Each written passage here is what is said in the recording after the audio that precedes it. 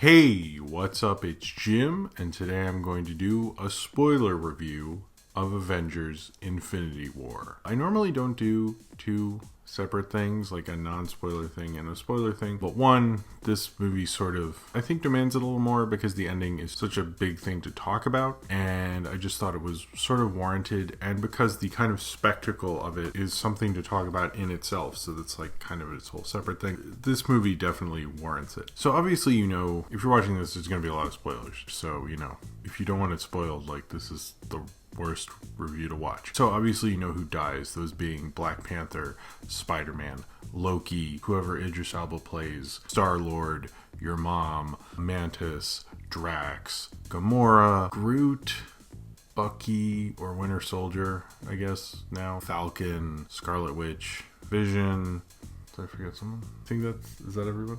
Is that all the dead people in this movie? It was quite a shock for most of the audience, which kind of calls to mind two big things about the MCU and how our connection as an audience to these characters and to the MCU, and also the fact that probably none of these people read comics because I knew this was going to happen. I mean, I'm not trying to be like a dick, like, hey, I've been reading Infinity Gauntlet since the 90s, and it's sort of a big part of his whole thing, and he did say he was going to do that, and there's two parts of these movies, and all those things. It wasn't necessarily a shock. Oh, yes, Sam Jackson and Kobe Smulders died too. Forgot about those two. So it wasn't really a surprise that people were going to disappear. It was more who was going to disappear. And obviously one thing is known is that in the Infinity Gauntlet, like, everybody comes back. So it's sort of like one of those like meaningless comic book death thingies or whatever. Because before, in the other Infinity Gauntlet things, whoever died in combat during the whole skirmish of the whole thing also came back afterwards, as well as the people who disappeared. There seems to be some doubt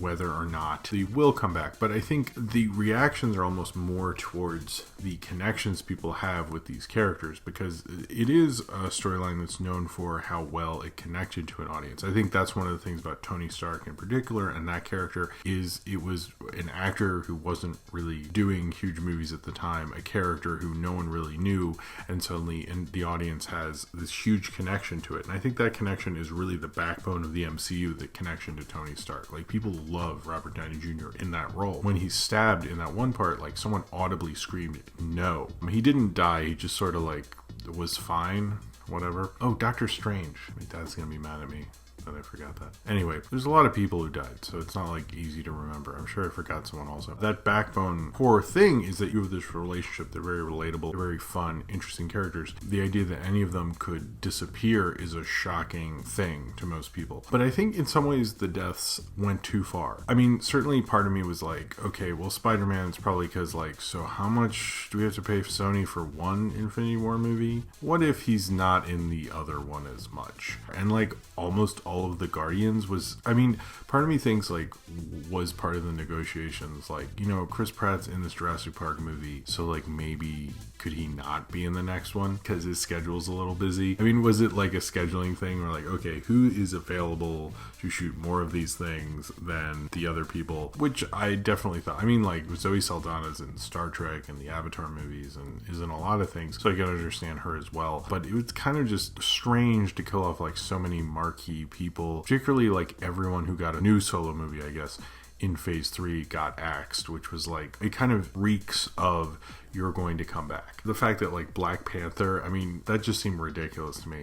I think they should have gone Spider-Man or Black Panther, like, both. I think Spider-Man, that thing was too far, because Spider-Man was in the Infinity Gauntlet original story. I don't know if Black Panther was or not, I actually forget, but I know Spider-Man was, and the fact that they don't have him in it, I think, is frankly ridiculous. Because it would have been cool to have the classic Avengers team and Spider-Man, or the classic Avengers team and Black Panther. I think either one would have been fine, but to take both away I just thought was a little too extreme. Same with Doctor Strange. I actually don't think they should have taken Doctor Strange away. It kind of could have been this thing where clearly he saw, all the different versions. He saw the one where they succeed and he demanded Tony Stark be saved, which is sort of interesting. I also kind of thought, like, so Thanos is trustworthy enough to let the Tony Stark thing go. He's not going to go like, well, clearly the guy who had the time stone, maybe I should like not let Tony Stark live. But it was an interesting reaction because people, as the people disappeared, they go, oh, oh, oh, and like start to freak out. And as like the people from Wakanda were disappearing and becoming like ash basically or something, it was weird. In the comic, it just sort of, people just sort of disappeared, like in that show The Leftovers or something. This, they had to add like sort of a lame special effect thing, which was like fine, I guess. It was interesting how much it broke up the audience. Like everyone was super bummed out. People were freaking out in the theater. People were audibly upset at Marvel after having done that, even if, you know, necessarily they knew it is a bummer ending. And I was bummed out and was like, holy shit. It did actually make me think, like, what if that really happened? What would that be like, and how horrifying? I mean, that's like horrifying on an epic level. Like if half the world just disappeared, that'd be like truly a horrific thing. And I think you get the day off work, which that would be nice. Having that kind of epic kind of loss in it, really, it felt that way. You felt the stakes. I think I might have mentioned this before, but it really, like, the few panels of the Infinity Gauntlet where they do that story where everyone disappears, it's like, oh no, what about Aunt May or Mary Jane or something, you know, and you see these people upset. This, they really made you feel it, which shows like Marvel's very good at showing you character and making kind of like almost wielding you as an audience and putting you through quite a bit. Like you see it first in Civil War, where you see both of the sides of the argument and you don't want to see them fight. You understand why they're fighting. You get both of their philosophies and everything, and you see them fighting, and it hurts because it's like seeing two of your friends fight in a certain regard. I think what Marvel's done is like it's taken you through the various relationships where you've been through various things with Captain America and Thor and Iron Man and so forth, and various Avengers movies and all those things. Like you've been through these big things with them, you've had fun, you've laughed, seen them fight all these villains and all that stuff. But to like really experience loss with all these characters, I mean, that's like a true, you know, human relationship in a lot of ways. Having pain and loss is something that like it very much particularly speaks to how well established and how good they are at just relating to you. I can't think of another major special effects kind of franchise that's as good at, you know, having cool superheroes and, you know, cool action sequences and things like that as they are. Well, actually, they're probably even better. This thing they're best at is getting these characters who really connect you as an audience. So I think most of the reaction is that, and that kind of seems to overwhelm people to the fact that like almost everyone knows they're probably going to come back, that it doesn't really make sense all the people they took away. I just think it did feel like maybe they went too far with that thing, but I honestly think there were a few people probably, because there were like scheduling conflicts and things like that. I was surprised by the Red Skull return. That was the only thing I was actually spoiled because I was dumb and I read an article that had spoilers in it and told me they were going to, but I read it anyway because I was tempted. And it's actually not Hugo Weaving. It's a guy impersonating Hugo Weaving because he didn't want to come back, which is crazy because if you watch that, you would not know it's not Hugo Weaving. It's a guy who was like famous on TV for impersonating Hugo Weaving, which I think is also funny. And I like that kind of surprise. It was cool. I was wondering if they're going to have any more surprises, like, hey, have Edward Norton show up, and we'd all be like, what? But I think this movie will represent for a generation of kids and for a lot of moviegoers is that feeling of connection, that feeling of being shocked.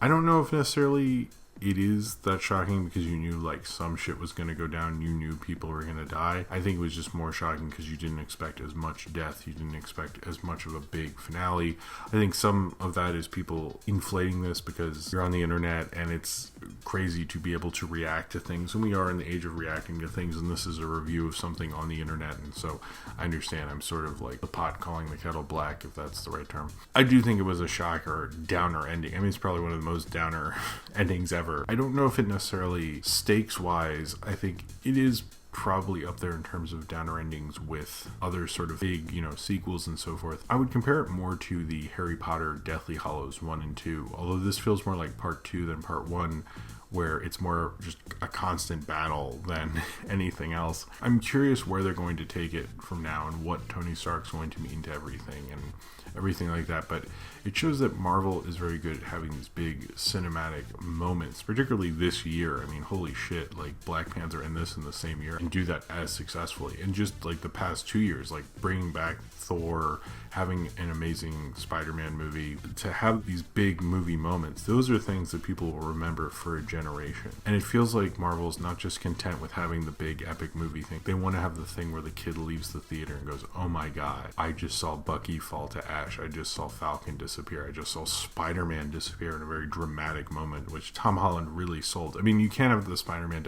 Spider-Man pretty much is the greatest Marvel superhero. You can't just have him just disappear to ash, just suddenly. Like, it has to be a big death. I still think that's fucking bullshit. Like, don't kill Spider-Man, Black Man, and Doctor Strange. It's like, pick one or two, just like all three, like just chill the fuck out. I just like, come on. I think this is a movie that people are going to talk about for a generation, and kids are going to talk about, and it's going to mean something to them because they'll remember that memory in the theater. They'll remember people screaming no and getting upset. Like, you don't see that much in a mainstream movie theater. You don't see these guttural reactions, and I saw that with Black Panther. People would scream, yeah, it would represent something to them, but also like the characters spoke to them. For them to speak to an audience on that sort of level is a thing that like only like people like Spielberg can do as effectively. It really speaks to how good of storytelling that Kevin Feige has really brought to the MCU, particularly with the Russo brothers and the two writers of this film,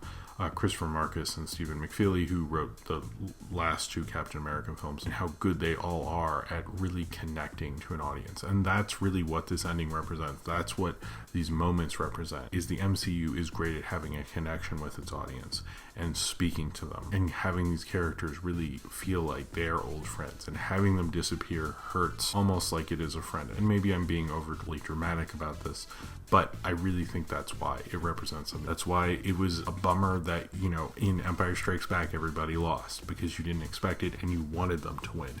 And when they lose, you feel that loss because they represent something to you. And in Avengers, I'm not saying this is as good as Empire Strikes Back. Spoilers, this is not as good as Empire Strikes Back. I mean, come on. It's not as good as Citizen Kane either. What do you want? Or Godfather 2. Or a couple MCU movies, probably. More than a couple. It speaks to why we keep going back to the movies, why we are fans of things, why we love being fans of things. Because of that connection. That connection brings us back. We were going to go to part 2 anyway, but it's going to make part 2 even that more, much more essential, because we want to make sure who's left makes it out, and maybe all these people will come back. I think they will, and it'll be really awesome to see Captain Marvel. I like that little tease at the end, and this will probably end up being her kind of like big Civil War-esque moment, although I think her solo movie comes out first or something. I'm very excited to see where it's going, but I think this shows the ultimate, and what really the undercurrent of all these movies has always been, is a beautiful connection to its audience. And if you have that beautiful connection, there's a reason why you can have these big special effects finales and something like that, and people go, I don't get it, that just seems boring to me. Why do people love it so much? It's because it spoke to them. It's because it related to them, because it was fun. That's why Guardians of the Galaxy was such a huge hit. That's why Homecoming, Iron Man, all of them, is because they were able to make a true, beautiful, like, sort of audience connection as a character and have an audience just absolutely fall in love with them. And seeing that disappear is a shocking and just grief-riven. That's why you have people just screaming no, because those characters really represented something to them. They felt like friends, and seeing a friend go is always going to be dramatic and sad. And seeing the MCU and a lot of the classic MCU people leave is going to be sad, because we've felt a connection to them, just as we felt that way with Harry, Hermione, and Ron. We feel that way about Tony, Natasha, Thor, that's his name, right? Steve Rogers, Bruce Banner, Jeremy Renner. What's Hawkeye's real name? It's just Hawkeye, I think. We have that connection to them, and we went through all these beautiful things, and we saw these historic big superhero moments, and seeing them all go and seeing them face all this adversity and face a villain that maybe they don't know how to get their way out of is something that feels tragic and scary and intense. And I think that film has all these things within it, and you really do feel like you're going through something with them, because you know what each of these things represent, much like in battles in Civil War. They could just say a line and you know what it means. This film relies far more on that, so I understand when people say there's maybe not as much of a connection or something like that, but I still feel like the reason people had that reaction is because they have that connection already, because these characters represent something to them. If you're watching this review because you saw it, you probably understand that. But if you're not watching this review, which is most people on Earth, but it's because that connection was never made for you. And in some ways, maybe this movie isn't for you. But I think in a lot of ways, so many people have felt that connection from the MCU. It will be for a lot of people. They've sort of made something that was mainly a comic book fan essential, this big crossover thing, and made not just the people in the comic book store fans of it, but everyone fans of it in a beautiful mainstream way that shows what the MCU was really good at, is showing that this kind of storytelling and these kind of films really